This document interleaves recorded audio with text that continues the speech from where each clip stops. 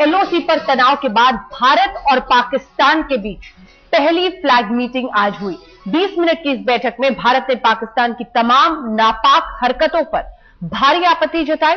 भारत की तरफ से साफ साफ शब्दों में एलओसी पर हुए नापाक हमले और इस हमले में शहीद हुए 2 सैनिकों का मुद्दा उठाया गया। भारत ने पाकिस्तान के उस दावे का भी विरोध किया जिसमें यह कहा गया था कि पहले भारत की तरफ से हमला हुआ था। भारतीय सैनिकों को मारने का भी मुद्दा उठाया गया। भारत ने साफ साफ कहा कि 6 जनवरी को हमारी तरफ से सीमा नहीं लांघी गई। फ्लैग मीटिंग में पाकिस्तान की तरफ से भी कहा गया कि उसने एलओसी नहीं लांघी थी। पाकिस्तान ने यह भी कहा कि एलओसी का उल्लंघन वो भी बर्दाश्त नहीं कर सकते।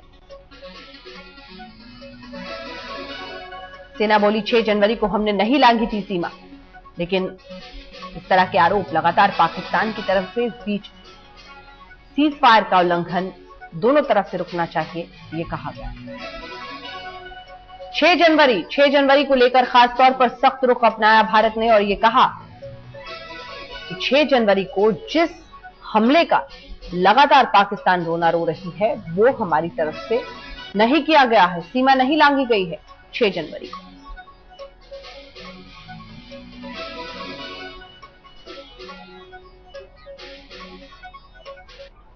भारतीय सैनिकों को मारने का भी मुद्दा उठाया गया। जिस हैवानियत के साथ सैनिकों के शरीर के साथ व्यवहार किया गया था वो अहम मुद्दा रहा।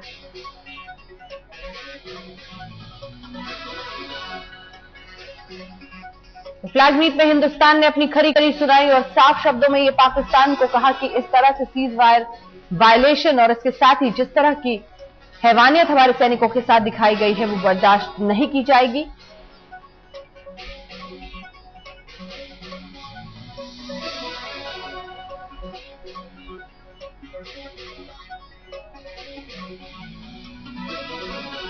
अशरफ हमारे सहयोगी इस वक्त सीधे जुड़ रहे हैं हमारे साथ।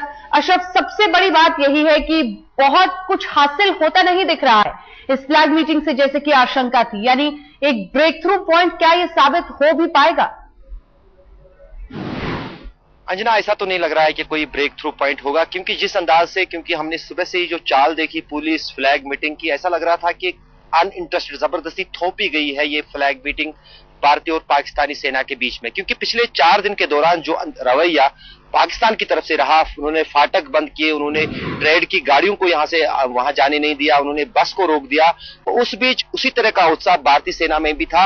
मात्र एक जिप्सी, एक ब्रिगेडियर स्तर के अफसर और कुछ अधिकारियों को लेकर यहां से गई और फिर वहां से भी उतनी ही तादाद आई और बिना किसी मीडिया से बात किए हुए या शेयर इंफॉर्मेशन सब अपनी अपनी तरफ से निकल गए और चेहरे पर दिख रहा था कि कुछ निकला नहीं। क्योंकि जिस अंदाज से भारत की सेना की तरफ से यहां इस फ्लैग मीटिंग में विरोध दर्ज किया गया है, प्रोटेस्ट किया गया है पाकिस्तान की हरकतों को लेकर, खासतौर से इस क्षेत्र में जो नियंत्रण रेखा में पिछले 10 दिन लगातार एक दिन छोड़कर दूसरे दिन युद्ध विराम का उल्लंघन हो रहा है, नियंत्रण रेखा को लांघ दिया जा रहा है, वहां पर हर रोज हरकत हो रही है, तो का विरोध था। और दूसरी तरफ पाकिस्तान की यही कहनी है कि शुरुआत जो है इस पूरे तनाव की भारत की सेना की तरफ से हुई और उड़ी में जो 6 जनवरी को एक पाकिस्तानी सेना का जवान मारा गया था उसका विरोध वहां से दर्ज हुआ।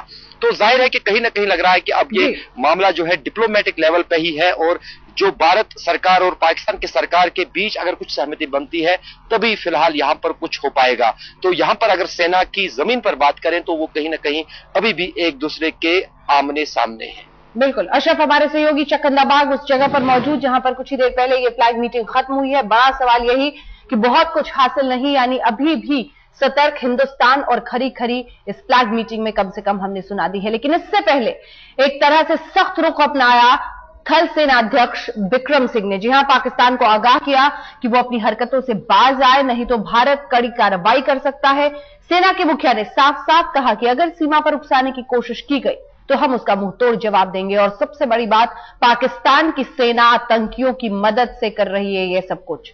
आप देखिए क्या कहा सेना प्रमुख ने।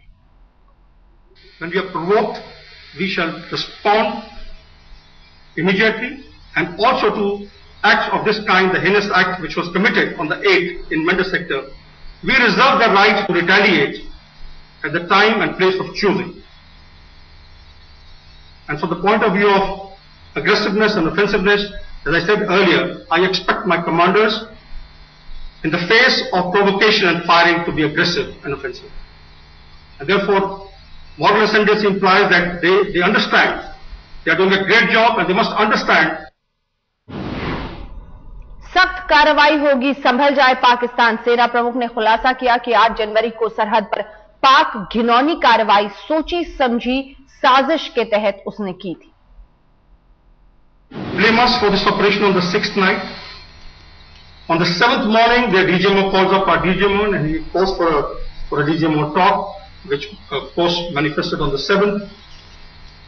They pass on a démarche to our diplomat, to our High Commissioner in Islamabad on the 7th. They launch a media campaign trying to portray us in poor light and saying that we have launched the operation on 6th. And within about 50 hours, they launched this operation. Now, ladies and gentlemen, such operations require time for planning and execution. The execution very fact is taking place, but this kind of operation requires detailed reconnaissance. इसके साथ ही सेना के मुखिया ने माना कि सरहद पर पाकिस्तान की करतूतों के पीछे हाफिज सईद का हाथ हो सकता है। सवारी कुछ दिनों पहले रिपोर्ट भी आई थी कि हाफिज सईद कुछ दिनों पहले मौजूद था एलओसी के पास में।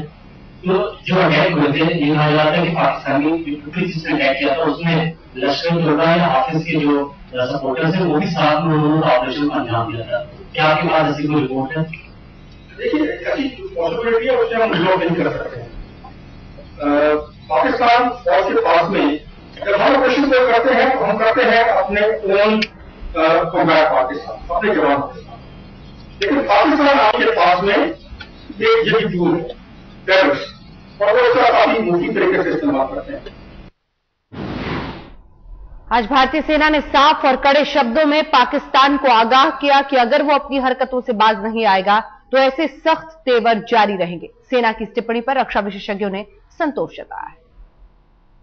ये हम तो बहुत पॉजिटिव रुख से देखते हैं, क्योंकि यही चीज फौज में ये सुनना चाहती है। फौज चाहती है कि इसका कुछ बदला लिया जाए, इसका बदला लिया जाए, और अगर ऊपर वाले सरकार की तरफ से ये छूट नहीं देते, उनको रोके रखते, तो सेना के अंदर गुस्सा उबलता रहता है। मेरे ख्याल से सरकार को भी ये पता जरूर लग गया होगा कि कितना इंटेंसिटी ऑफ फीलिंग है, इसलिए उन्होंने आगे हरकत करने के लिए, अग्रेसिव स्टेटमेंट्स देने के लिए, इरादा प्रकट करने के लिए जरूर कुछ छूट दे रखी होगी। Very, very happy that the political decision has been given to the Chief of the Army Staff that for India's independence and our pride, we will take any action that is necessary to make sure that Pakistan, the deadly act that they have carried out and what they are planning, India will not allow them to do what they want.